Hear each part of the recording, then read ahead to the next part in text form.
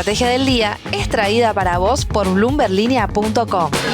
Muy buenos días, estrategas. Soy Francisco Aldaya, jefe del Buró de Argentina en bloomberlinia.com, y hoy les traigo una entrevista con Javier Salinas, que es economista jefe del área de research de LarrainVial, el banco de inversión y broker más grande de Chile. La entidad trasandina acaba de retomar la cobertura de Argentina, esto por primera vez desde los primeros años de Macri, y Salinas nos cuenta por qué lo hacen ahora, qué paralelos ven con casos de estabilización en México y Chile, dónde están las oportunidades y los riesgos en Argentina y cómo leen el impacto del conflicto en Irán. Como siempre, no se olviden de darle clic al botón para seguir a este podcast, de compartir este capítulo, de activar las notificaciones, y si les gusta lo que hacemos acá de lunes a viernes, ¿por qué no darnos un 5 estrellas en Spotify o un pulgar arriba en YouTube?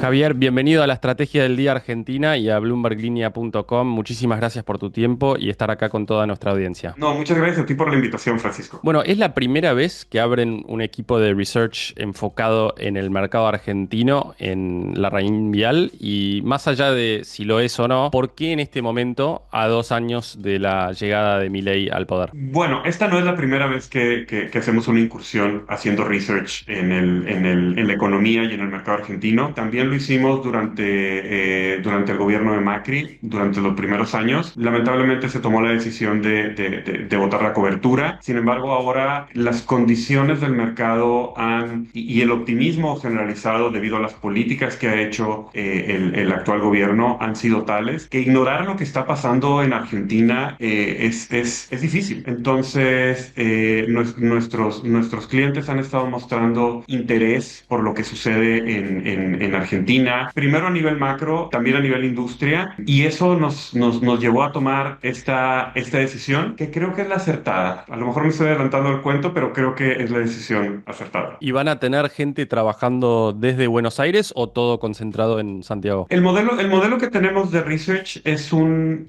modelo que, si bien está concentrado, se dio de manera natural, está concentrado en Chile. Nosotros cubrimos las economías de Chile, Perú, Colombia y ahora Argentina. Hemos tenido y tenemos gente también en Perú y en Colombia. De hecho, nuestro estratega equity hoy en día está domiciliado en Lima. Hemos tenido también estrategas en Colombia. Así que no te puedo decir que no vayamos a tener gente en research en Argentina, pero es algo que no podemos descartar por ahora. Claro, ¿y qué me podés contar, o mejor dicho, para la audiencia nuestra, que por ahí no sigue tan de cerca los acontecimientos en Chile y las empresas y los brokers de allá? ¿Qué me podés contar a grosso modo de LarrainVial? Bueno, LarrainVial es un banco de inversión originalmente de Chile, que tiene más de 90 años de experiencia con participación y clientes a nivel global. Si bien nuestro foco ha sido en países donde los cuales tenemos cierta idiosincrasia, modelos de mercado financiero similares, y es donde nos hemos especializado. Eso no nos ha impedido, y creemos que es parte de esta nueva estrategia, el llegar a nuevas economías, a nuevas regiones. Hoy en día tenemos proyectos interesantes. Bueno, Chile, Perú, Colombia, como te decía, la oficina en México que abrió hace varios años. Estamos expandiéndonos también la oficina en Estados Unidos cada vez más.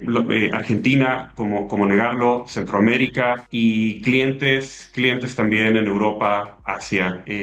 Siempre con el foco de la región. Nosotros nos especializamos desde el departamento de estudios. Nuestro foco es la región. Creemos que es donde podemos dar más valor. No podemos ignorar lo que sucede en el mundo. Somos economías pequeñas y abiertas, algunas más abiertas que otras, ¿no? En el caso de Chile, una economía bastante abierta. En el caso de Perú también. Colombia también, una economía que es un poquito más proteccionista de alguna forma. Y Argentina, si bien tiene sus propias dinámicas y sus propias relaciones con el mundo, en el Mercosur, por ejemplo, no está exenta de lo que pasa a nivel global, y de hecho lo estamos viendo ahora con lo que sucede con la guerra con Irán, cómo es uno de los grandes beneficiados, al menos en el tipo de cambio, y si quieres más adelante podemos hablar de eso, pero ignorar lo que sucede en el mundo sería un error para economías como las nuestras. Pero como te digo, nuestro foco en research siempre ha sido nuestro expertise en la región. Bueno, aprovecho y te hago una repregunta por ese tema del contexto geopolítico en Medio Oriente y cómo impacta en Argentina. O sea, se habla por un lado de un beneficio de hasta 5.000 millones de dólares en la balanza comercial, que obviamente es importante mientras el gobierno busca acumular reservas, pero por el otro, el riesgo país, que por ahí los planes era que colapsara mucho más rápidamente de lo que puede ser posible ahora, también podría llegar a limitar algunas decisiones de inversión, ese eventual regreso a los mercados internacionales. ¿Cómo están viendo esa dinámica? ¿En el neto ustedes ven un impacto positivo? De hecho, sí, en el neto estamos viendo un impacto positivo y como bien dices, no se pueden ignorar los riesgos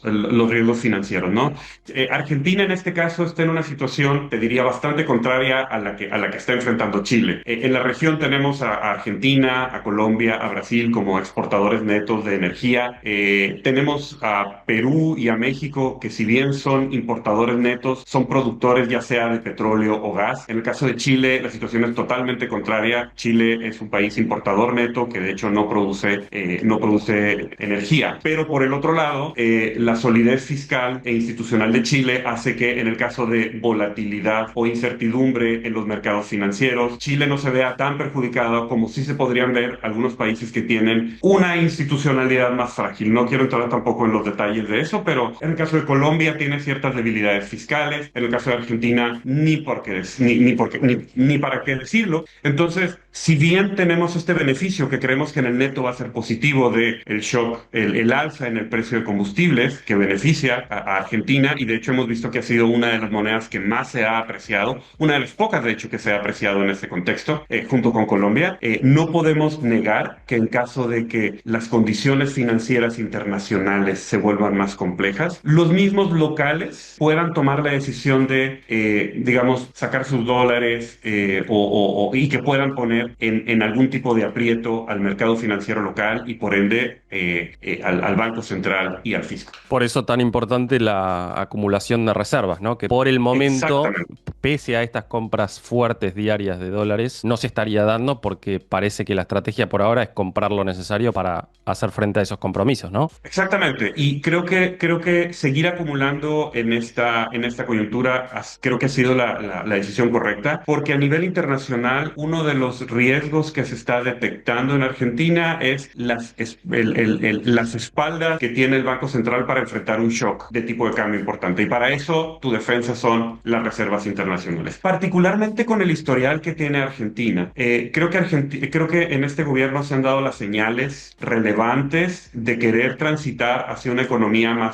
más abierta, más libre, donde los mercados funcionen, pero para eso se necesitan instituciones sólidas y buffers financieros. Entonces, en caso de un shock, las reservas internacionales te pueden ayudar, pero llegar a políticas o transitar a políticas que se vivieron en el pasado puede llevar a nerviosismo en los mercados internacionales. Entonces, por eso en este contexto son aún más relevantes las reservas internacionales. Yo sé que estamos preocupados hoy en día por las reservas internacionales netas, pero en este contexto yo creo que estar pensando en las reservas internacionales líquidas o en las brutas ya igual ayuda, te genera cierto colchón. En el largo plazo, de acuerdo con el Fondo Monetario Internacional, sí, las reservas tienen que ser netas por una cuestión de salud de la economía, pero en el corto plazo creo que las reservas brutas pueden ayudar. Dicho esto, ¿dónde están viendo las mayores oportunidades? ¿Qué es lo que más les interesa en términos de activos argentinos? ¿Y por dónde pasa también el interés de sus clientes, ¿no? ¿Qué es lo que más se está demandando? Mira, una de las cosas que está sucediendo en Argentina tiene algunos paralelismos con lo que sucedió en México entre el 87 y el 94 y en Chile entre inicios de los 90 y el 97. Vimos una mejora de la situación fiscal en ambos países que generó cierto apetito por el país, que bajó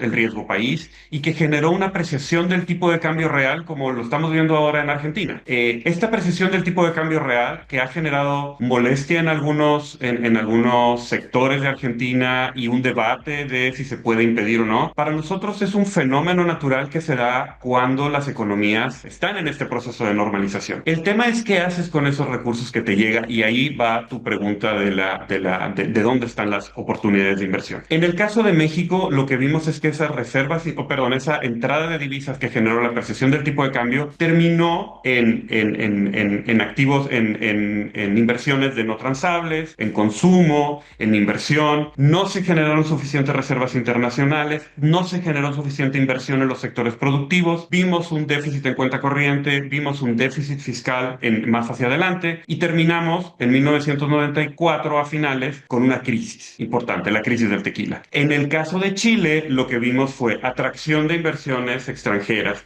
fortalecimiento de las instituciones, mayor crecimiento económico, que es más o menos el modelo que ha estado siguiendo Argentina ahora. Y en el caso de Chile no termina por una situación local, termina por un shock internacional, pero tiene las espaldas para poder salir adelante. Y creemos que eso es lo que está haciendo Argentina el día de hoy. Una vez dicho esto, ¿dónde están los sectores en los que están mostrando y los que han estado mostrando mucho mayor dinamismo debido a que son más competitivos? El sector energético, el sector minero, el sector agrícola, que es donde podemos esperar que se reciban mayores inversiones directas y de portafolio, ambas. Esto tiene que ver con la competitividad que muestra Argentina en estos sectores de manera natural, junto con una mejora en las instituciones. Yo creo que los RIGIs han hecho un muy buen trabajo en ser capaces de atraer inversión en sectores que son competitivos. Y ciertamente los sectores que compiten con las importaciones en este proceso de cuasi apertura comercial o semi apertura comercial o normalización de esta situación de las tarifas,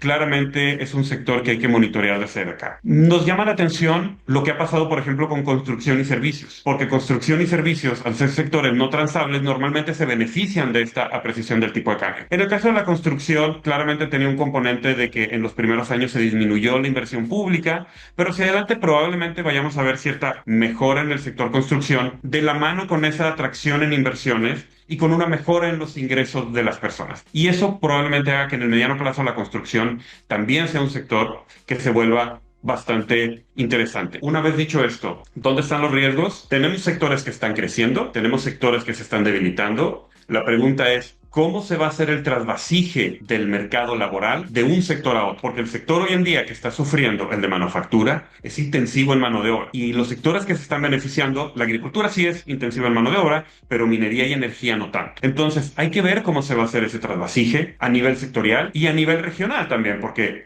estamos hablando de que los sectores que están siendo más beneficiados no están donde hoy en día está la mayoría de la población. Entonces, esos cambios que tienen que ver con sectorial, capacitación, un poco social, porque a veces implica mudanzas de las personas. Ese es un proceso que hay que monitorear de cerca, porque para que la economía siga creciendo necesitas ingresos, necesitas consumo, y si esto no se da, te puede ocasionar ciertos riesgos políticos de mediano plazo. Algunas de las acciones más compradas desde el exterior son los bancos, ¿no? Argentinos, Galicia, BBVA, Superville. Quería preguntarte si estaban viendo potencial ahí, teniendo en cuenta el bajo porcentaje de Argentina en términos de crédito al sector privado como proporcional al PBI, ¿no? Aquí te voy a hablar como economista, no como analista del sector bancario, que no es mi especialidad, pero sí te puedo decir que la bancarización debería tender a aumentar debido a que estamos normalizando de alguna forma la economía, debería tender a aumentar. Una de las cosas que vimos durante el inicio de esta administración es que el gobierno, al tener menos necesidades de financiamiento, deja espacio para que el sector privado entre al mercado financiero de alguna forma o se reencante con el mercado financiero. Esto es lo que conocemos los economistas como crowding in. El gobierno sale y entra el sector privado, que está regresando a los bancos a su negocio tradicional. El negocio tradicional de los bancos es prestar y pedir prestado a la gente, a las empresas. Entonces, de alguna forma estamos viendo cierta normalización del negocio bancario tradicional, desde un punto de vista económico. De nuevo, esto tiene que venir de la mano con empleo más formal, tiene que venir de la mano con crecimiento de las empresas, inversión y por ende necesidades de financiamiento, que lo estamos viendo. Pero también aquí hay desafíos del sector bancario de cómo están los modelos de riesgo, cómo está la forma en la cual estoy evaluando a quién le presto o no. que también puede generar algún tipo de riesgos que hay que estar monitoreando de cerca. Pero yo creo que el sector bancario también es uno de los sectores que se puede ver beneficiados en esta coyuntura. Y mencionaste el crowding in, parece ser parte de la política del gobierno en cuanto a la financiación en el exterior también. ¿Cómo estás viendo la gestión de los pasivos, de los vencimientos por parte del gobierno? Por ahora, yendo a la plaza local para colocar en bonos en dólares de ley local y postergando para un eventual lugar de menor riesgo país para volver a colocar en Nueva York. Mira, me parece una decisión inteligente. Creo que se están tomando, las medidas del financiamiento han ido en la dirección correcta. Una de las cosas que sí te tengo que decir es que no existe una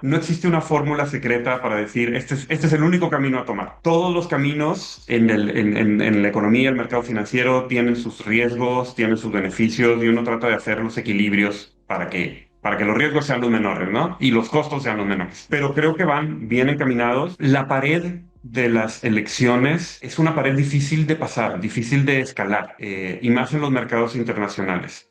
Me parece bien que lo estén tomando con cautela porque no sabemos a qué tasa van a poder colocar en el extranjero si es que pasan la pared. En ese sentido, mandar señales incorrectas al mercado podría ser contraproducente. Así que me parece bastante prudente de su parte, dado que tienen financiamiento interno y tienen capacidad de seguir fondeando las necesidades del Estado, hacerlo donde saben que el riesgo es menor. Entonces creo que se está tomando la decisión correcta. En algún momento se va a tener que traspasar esa pared, probablemente cuando ya estemos más cerca, pero por ahora todavía se ha ido en esa línea. Y en este momento de incertidumbre global, con todo lo que está sucediendo, con la volatilidad en los mercados, salir a arriesgarte a una emisión en un país que es non-investment grade, además, es complejo, es complejo. Y Javier, el carry trade parece que ha cambiado la perspectiva ahí con tasas de interés que en los últimos 10 días pasaron a ser negativas en términos reales. ¿Cómo estás viendo la ecuación ahí? ¿Sigue siendo algo interesante para la raíz vial o por ahí nunca lo fue? Mira, aquí más allá de los flujos de portafolio que claramente te afectan las dinámicas de tipo de cambio, el hecho de que las tasas de interés estén disminuyendo le puede dar cierto dinamismo a los sectores que han estado un poquito atrasados, ¿no? En la medida que los costos de financiamiento tiendan a ser menores para aquellas empresas que tienen acceso, hace que se pueda dinamizar de alguna forma la economía. Esto sería equivalente a una política monetaria expansiva, lo cual te debería de generar algo más de dinamismo en la actividad. Hoy en día, con todos los esfuerzos que ha hecho el gobierno para disminuir la inflación por medio de las decisiones fiscales que ha tomado, creo que han ido en la dirección correcta. Me preocuparía que sobrepondere su preocupación por la inflación en los momentos que estamos teniendo ahora. Creo que inflaciones en torno a 2, 3 y te diría que puntualmente hasta 4% en algunos meses no debería ser de gran preocupación ni para el Banco Central ni para el gobierno en la coyuntura actual, en la coyuntura actual. En una situación en la cual ya estemos ya hayamos convergido donde tenemos que converger, que tengamos la inflación a niveles anuales donde deberían de estar, ahí sí, pero los procesos de normalización de la inflación no necesariamente son lineales y darle un poco de aire al sector privado con una política monetaria un poco más expansiva puede ser la decisión correcta en este contexto en el que la economía está un poquito más débil. Hoy en día te diría que la mejora institucional, si bien todos estamos contentos de que la inflación haya bajado, la mejora en los mercados financieros se da porque tenemos un gobierno fiscalmente más ordenado, porque tenemos un banco central que se percibe de facto más independiente y porque se están normalizando los mercados en general. ¿Eso dio como resultado la disminución en la inflación? Sí, pero si la inflación sube un poquito, no creo que el mercado termine muy preocupado por eso, siempre y cuando no te metas con las mejoras que hayas hecho a nivel institucional. Javier, te hago la última pregunta ahora, como para redondear. ¿Qué los hace optimistas o alcistas con el mercado argentino en base a lo hecho en los últimos 2 años? ¿Y cuáles son los principales signos de pregunta? Mira, yo creo que los avances que ha tenido en materia fiscal para iniciar son innegables. Con el historial fiscal que ha tenido Argentina, los avances que se dieron en el corto plazo no tienen paro. Y que además hayan aprovechado este momentum político para tomar decisiones para atraer inversión por medio de los RIGIs, la ley de glaciares, el cambio en el marco laboral, creo que va en la dirección correcta. Al final, la receta que están tomando es una receta de atraer inversión directa, además de la de portafolio, inversión directa que termine en mayor beneficio para la sociedad y te genere este círculo virtuoso. Y en la medida que este círculo virtuoso continúe, se puede dar este cambio cultural de cómo se percibe en la sociedad el rol del Estado. Y eso, si se logra el cambio cultural, se fortalecen las instituciones y eso te da mejores bases para tener mejor crecimiento en el mediano plazo. Eso es lo que nos tiene optimistas.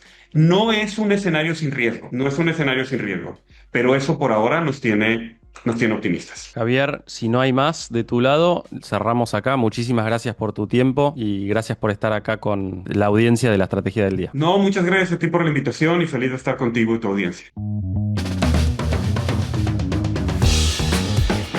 Esto fue un nuevo capítulo de la Estrategia del Día Argentina. Yo soy Francisco Aldaya, jefe del Buró de Argentina de Bloomberg Línea y me podés seguir en X en @franaldaya. No se olviden de darle clic al botón para seguir a este podcast y a la campanita para que se enteren al instante cada vez que sale un capítulo de lunes a viernes. Espero que tengas una gran jornada productiva. Esto fue La Estrategia del Día Argentina, escrito y narrado por Francisco Aldaya.